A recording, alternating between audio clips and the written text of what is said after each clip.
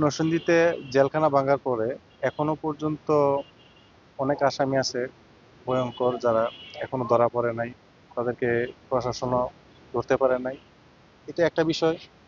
আরেকটা বিষয় হচ্ছে এখান থেকে অনেক অস্ত্র লুট হয়েছে, সেই অস্ত্রগুলো এখনো উদ্ধার হয়নি। এবং অতি সাম্প্রতিক নরসিংদীতে যে ধরনের অস্ত্র নিয়ে যে ধরনের গোলাগুলি হচ্ছে, মানুষ মারা যাচ্ছে, আমাদের একটা সন্দেহ যে ওই যে চুরি যাওয়া অস্ত্রগুলা বা লুট হওয়া অস্ত্রগুলা ওইগুলা দিয়ে এইগুলা করতেছে। তো এটা যদি উদ্ধার না হয় তাহলে আমরা নরসিংদীবাসী সবসময় আতঙ্কের মধ্যে। আমাদের প্রশাসনের প্রতি আমাদের এটাই অনুরোধ, যেন অতি দ্রুত অভিযান পরিচালনা করে সেই অস্ত্রগুলি উদ্ধার করা হয় এবং যারা পলাতক আছে তাদেরকে গ্রেপ্তার করে। কারণ এতগুলা আগ্নেয়াস্ত্র বাইরে এখনো পর্যন্ত মোটামুটি 5 ভাগের 1 ভাগ অস্ত্র গুলি কিছুই উদ্ধার হয়নি। তো এইগুলা বাইরে থাকা মানে তো জনগণের জন্য একটা বিশাল থ্রেট। তো জনগণ আমরা এটা কামনা করি যে অন্তত নরসিংদী অস্ত্রমুক্ত করতে গেলে প্রথমেই এই অস্ত্রগুলো উদ্ধার করা জরুরি, খুবই জরুরি। অফকোর্স বিপজ্জনক, তারা সমাজের জন্য বিপজ্জনক, দেশের জন্য বিপজ্জনক। তারাই অস্ত্র বিভিন্ন জায়গায় ভাড়া সাপ্লাই হয়তো আনুমানিক এগুলি করছে, বিভিন্ন জায়গায় অস্ত্র বা হাত বদল করছে, এগুলি বিভিন্ন জায়গায় মার্ডার ফার্ডার যা কিছু হইতেছে, সিরিয়াল কিলিং এগুলো হইতেছে, অবশ্যই এই অস্ত্রের কারণেই হচ্ছে। এটা আমরা পাবলিক এটি মনে করি। তারা তো জঘন্য আসামি অবশ্যই। যদি তারা ভালো হইতো তাহলে তো আত্মসমর্পণ করতো। কারণ এতগুলি অস্ত্র এখান থেকে নিয়ে যাওয়া হয়েছে, এখনও সকল অস্ত্র উদ্ধার করতে পারে নাই। তো এটা আমাদের জন্য বিশাল হুমকি। বিভিন্ন জায়গায় হামলা হচ্ছে, খুন হচ্ছে, এগুলি আমাদের দেশের জন্য প্রচণ্ড খারাপ।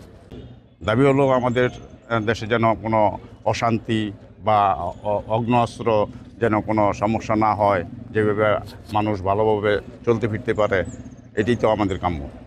অবশ্যই তারা সমাজের জন্য, কারণ তারা ভালো মানুষ নয়। কারণ আপনারা জানেন যে যারা সারেন্ডার করেছে, জেলখানা ভাঙ্গার পরে যারা সারেন্ডার করেছে তারা তো ফ্রেশ করে সারেন্ডার করেছে, আইনের প্রতি সম্মান দেখিয়ে। এবং এখানে 85টা অস্ত্র লুট হয়েছে এবং এখনো সমস্ত অস্ত্র উদ্ধার হয়নি। সুতরাং তারা সমাজের জন্য হুমকি স্বরূপ। আমার ইতিমধ্যে পুলিশ প্রশাসন, জেলা প্রশাসক মহোদয় সহ আইন শৃঙ্খলার মিটিং এ শুরু করার কথা হয়েছে। আমরা চাই অবিলম্বে যাতে এই অস্ত্রগুলো উদ্ধার হয়। অবশ্যই আমি আরো গুরুত্ব দেওয়া আমার কাজ করার আহ্বান জানাই। ইতিমধ্যে আপনারা জানেন যে পুলিশ প্রশাসন ধ্বংস হয়ে গিয়েছিল। সিল্কোর সিল্ক অ্যান্ড শাইন, যাতে আছে আর্গান অয়েল ও ওট প্রোটিনের গুডনেস, যা আপনার চুলকে রাখে হেলদি অ্যান্ড শাইনিং। বিগত সরকার পুলিশকে যাতাভাবে ব্যবহার করেছে, এমন ব্যবহার করেছে যেটা বলার মতো। মিথ্যা মামলা তারা করাইছে, গুলি করাইছে, তাদেরকে বিভিন্ন রকম কর্ম করাইছে। তারা মানসিকভাবে দুর্বল হওয়ার পরেই কিন্তু এখনো তারা যে মানসিকভাবে খুব সবল হয়েছে, সচল হয়েছে তা বলা যায় না। তারপরেও তারা চেষ্টা করতেছে। নরসিংদী জেলা কারাগার, সেখানে লুটতরাজ হয় এবং কিছু দুষ্কৃতিকারী গেট ভেঙে, তালা ভেঙে সেখানে অগ্নিসংযোগ করে এবং পরবর্তীতে তারা সেখান থেকে গোলা বারুদ, অস্ত্র লুট করে নিয়ে যায়। অনেক উৎসুক জনতাও এর মধ্যে জড়িত হয়ে পড়ে। তারা হয়তোবা কোনো বিশেষ উদ্দেশ্য না নিয়ে করলেও তারা যে আনলফুল অ্যাসেম্বলি হয়ে যায় সেটার সদস্য হয়ে গিয়েছিল। এবং সেখানে যে সমস্ত কয়েদিরা ছিল এবং বিভিন্ন বন্দী লোকজন ছিল, বিভিন্ন মামলার আসামি, তারা অনেকে জীবনের ভয়ে পালিয়ে যায়, অনেকে ইচ্ছাকৃতভাবেও পালিয়ে যায়। পরবর্তীতে কিন্তু তাদের মধ্যে থেকে অনেকেই সারেন্ডার করে। আমাদের কাছে এ পর্যন্ত যে পরিসংখ্যান আছে, জেল ব্রেকের সময় সেখান থেকে আমাদের 85টা অস্ত্র, আগ্নেয়াস্ত্র লুট হয়, যার মধ্যে BD-8 এবং 7.62 চায়না রাইফেল সহ শর্টগান ছিল।